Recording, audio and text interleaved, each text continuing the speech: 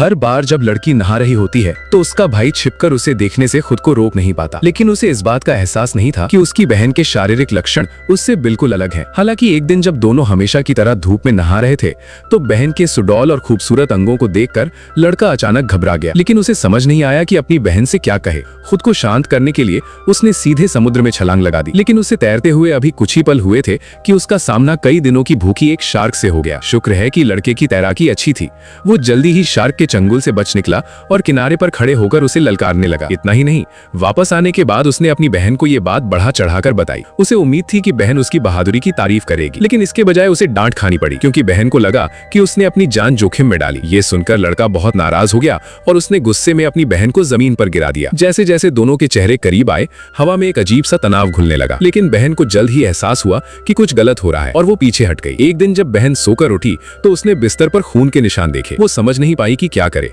और पहले उसे लगा कि उसे कोई बीमारी हो गई है, लेकिन तभी उसकी माँ की आवाज उसके कानों में पड़ी, जिससे पता चला कि वे दोनों शादी की उम्र तक पहुंच चुके हैं। उसने ये बात अपने भाई को बताई। हालांकि भाई को शादी का मतलब नहीं पता था, लेकिन माँ की इच्छा मानकर दोनों ने शादी कर ली और वैवाहिक जीवन बिताने लगे। तभी एक दिन लड़की ने कुछ देखा। वो उत्तेजित होकर खड़ी हो गई और दूर की ओर इशारा करने लगी। वहां एक जहाज दिखाई दे रहा था। उस बंजर द्वीप से बाहर निकलने के लिए वे दोनों दौड़कर पहाड़ की ओर गए। जब लड़का बचाव संकेत जलाने वाला था तो लड़की को समुद्री डाकुओं का डर सताने लगा, इसलिए उन्होंने छिपकर स्थिति देखने का फैसला किया। जल्द ही उन्होंने देखा कि एक छोटी नाव उनकी ओर आ रही है। लड़की ने दूरबीन से देखा तो पाया कि नाव पर एक महिला है जो कपड़े पहने हुई थी। तब जाकर उन्होंने राहत की सांस ली और उनका स्वागत करने के लिए आगे बढ़े। नाव किनारे लग गई। उन्होंने बिना कपड़ों के ही उनसे बात करने की कोशिश की, जिससे थोड़ा गलतफहमी भी पैदा हुई, लेकिन लड़के ने उनकी जानी पहचानी अंग्रेजी भाषा में बात करके उनका संदेह दूर कर दिया। कप्तान को सबसे ज्यादा हैरानी इस बात की थी कि ये लोग कुलीनों के तौर तरीकों से वाकिफ थे। हालांकि उनके हाव भाव थोड़े अजीब थे, फिर भी उसने सोचा कि शायद ये किसी रईस की जागीर हो सकती है।